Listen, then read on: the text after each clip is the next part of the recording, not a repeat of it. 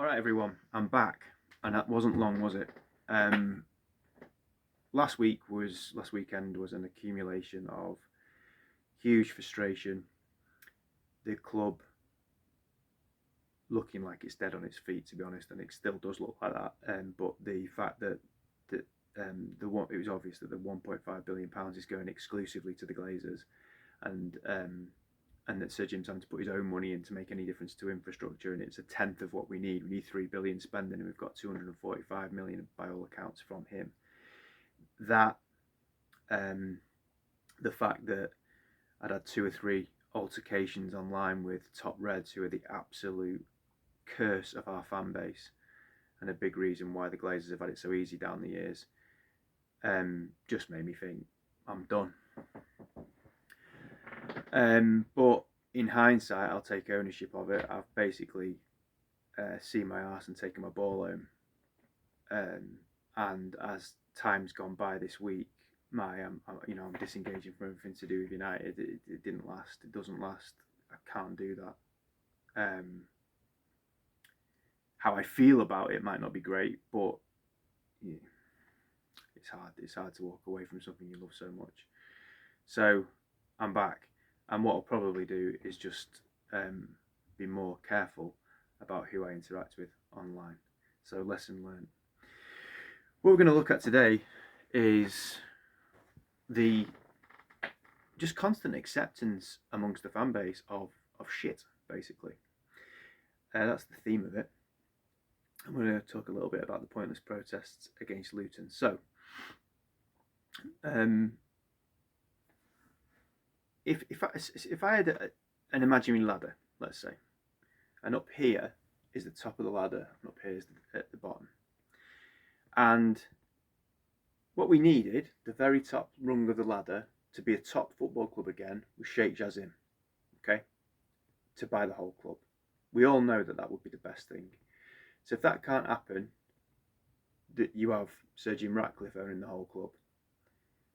So if that can't happen, you have Sir Jim Ratcliffe owning 75% of the club.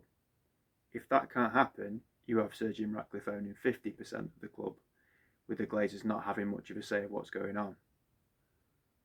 If that can't happen, you have Sir Jim Ratcliffe owning 25% of the club, but he has to have sporting control, and the final say of any sporting decisions go to him. If that can't happen, we're where we are now. There's probably a couple of rungs below that, which would be another minority investor like Elliott Management, who've no care for the club whatsoever, and then the one below that would be the Glazers staying. But at each rung of that ladder, as we've gone down and down and down and down and down, fans are trying to paint a picture that it's better than it is. I understand that you have to accept this to some degree or other, or walk away, because it is happening whether we like it or not. And if you love a football club and you support them, you want to believe that things can change. You want to believe that things can be okay. But we also have to have real conversations and just get out. It's not just being negative for negative's sake. It's looking at a situation from a neutral standpoint almost, and saying, look, let's not pretend that the world's full of roses and angels and strawberries and candy floss. It's the United world that we live in is not at all. We have to call it out as it is. Our future, on what we know right now, is bleak. And there's a lot of people amongst the fan base who are trying to rewrite projected future of the club. They're trying to polish a turd, and they're trying to make this seem like it's something it's not. If there's of course there's going to be some positives, but the positives are crapped on from a great height by the fact that the Glazers are still there and that they're in charge. They will have the final say on everything, I imagine. My mate messaged me the other day and said, would you take it if you had, is it Jean Claude-Blanc, I think it's called, as a CEO, which is what's being suggested in the media, that Sir Jim Ratcliffe might do that, and Paul Mitchell as the director of football. Would you take that? Well, first of all, at the moment, this is just rumour. I think the Paul Mitchell thing probably will happen, but the other fella, I'm not sure about that at all. That to me just looks at the moment like spin and rumour to try and make something seem better than it is. And again, to get fans on side and talking about positive things to do with Sir Jim Ratcliffe and this 25% deal. So it's rumour. But even if it happened, how many good people have come into our club in the last 10, 15 years, probably 10 years in particular, with great reputations in their respective positions that they've got, and just become sucked into that toxic, incompetent, mediocre culture that we've got. There's so many of those examples, aren't there? And I know that these people would be there to try and set a different agenda and set a different culture so that stopped happening. But if they haven't got the final say, which they won't have because we all know Joel Glazer is probably going to have the final say, then there'll be small improvements, but they will remain small improvements. And while the Glazers stay there, we will always have a ceiling on what we can achieve. And part of the fun of supporting a football team, part of the love and the joy of supporting any football team, is that you never know what's going to happen. The problem for me in the last few years is I know exactly what's going to happen. There's no unpredictability about United. We follow a very, very specific pattern, and it's never going to change while the Glazers are calling the shots. There'll be variants, I suppose, of the same shit, but it will always be a ceiling. Mark Goldbridge said earlier that he thinks even if everything goes perfectly as well as it can go with Sir Jim, our ceiling will be third every year. I completely agree, but I think it could be lower than that. But with the Glazers, the ceiling in terms of where we average out over a period of 10 years is probably fifth, between third and seventh is always going to be our ceiling. If they're calling the shots, there's no reason for me to think it's going to be any different. So I saw something on Twitter last week that if you can't celebrate a last minute winner, maybe you shouldn't be watching football. Or maybe I shouldn't be watching football because I don't celebrate last minute winners that United score anymore because it doesn't make any difference. What's the point? It's a brief, fleeting moment, and maybe I should just enjoy the moment. Maybe there's a lesson to be learned there, but I don't enjoy the moment because I know that the bigger picture is that it still is what it is. It's still the Glazers. We're never going to achieve anything that we need to achieve or that we could achieve. So what's the point? And I don't see that changing whilst they still have the final say, whilst they still have control. There was something I heard earlier on that, again on the United stand, that said that potentially Gary Neville's going to interview Sir Jim Ratcliffe in the next couple of weeks, which will be a PR exercise, obviously, for Sir Jim Ratcliffe. I'd be interested to see if that happens. If that happens, Gary Neville's got to ask those 16 questions that he put on LinkedIn and Twitter the day after it was announced that Sheikh Jassim was out and it looked like it was going to be Sir Jim for 25%. He had 16 questions and I put them on here. He's got to ask those questions to him for that to be a worthwhile interview. I think that would be really interesting if he does. Just finally, talking about the protests today that are planned against Luton, not against Luton, obviously against the Glazers, but we're playing Luton. I'll caveat this. The 1958 have worked tirelessly to do everything they've done. It was no mean feat to do what they've done. I'm not patronising when I say this. It's incredible what they've done.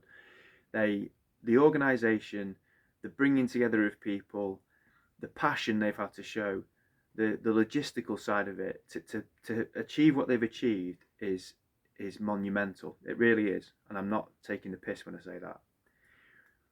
But it's on nowhere near a big enough scale, and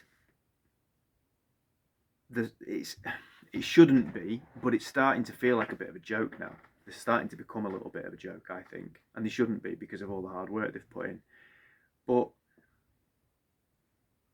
their goal, their objective, was to get the Glazers out of the club. They're not big enough or good enough to do that. It doesn't mean they're terrible. It means they're not going to achieve their goal as they are now.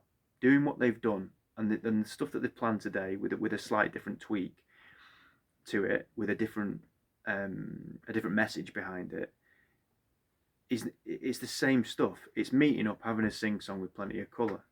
And they've got their right to do that. And look, me doing this is my own protest, I guess, to some degree or other. And that's not going to make any difference either. But I'm not professing that I could get the Glazers out. I think what they're trying to say is, as a fan base, we can get the Glazers out. Not with them as the spearhead. We can't. It's not possible. Because you've got too many fans, and I've mentioned it before, who are too accepting of the situation, who are too easily placated, and they would be even if the Glazers just stayed on their own. You've got too many fans who are apathetic, and you've got too many top Reds who think that they're superior because they sit and they suffer, and that makes them a great fan. There's too many of them, and you're always going to have them, and you've got to be prepared to move them out of your way. They're an obstacle. I said this when I first started this. If you've got an obstacle in your way when you're trying to achieve a goal, and the goal is to get the Glazers out, and one of the obstacles is your own fans, you've got to move those fans out of the way. Divide the fan base. Do what you need to do. It doesn't matter. The bigger picture is we have to get the Glazers out of the club. I completely agree. We have to get them out of the club. But trying to be nice and trying to bring everyone together, it's not worked. The top Reds are antagonistic, arrogant, and think they're better than everybody else. And they're a big reason the Glazers are still there.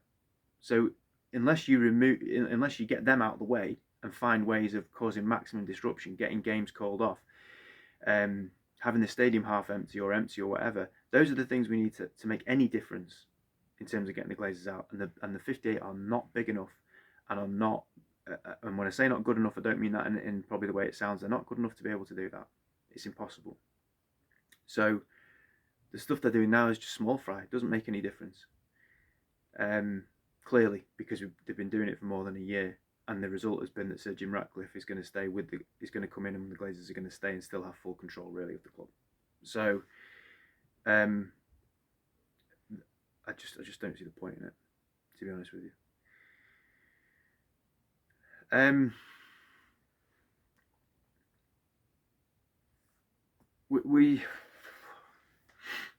We don't know what's going to happen, do we? I suppose, and maybe Sir Jim Ratcliffe does that interview with Gary Neville and says, "Look, there's a deal in place where I buy the club in 3 years. That's absolutely happening. I'm going to plough quite a lot of money in the interim." If that happens, you've got to get behind it, okay? But if they stay, and he has 25% and puts 245 million in, which is a tenth of what we need 3 billion spending on it, then I think we'll be back here in 5 years, and the Glazers will go anyway. But 5 years is a long time in football, and we'll fall further and further behind. Good to be back. Glazers out.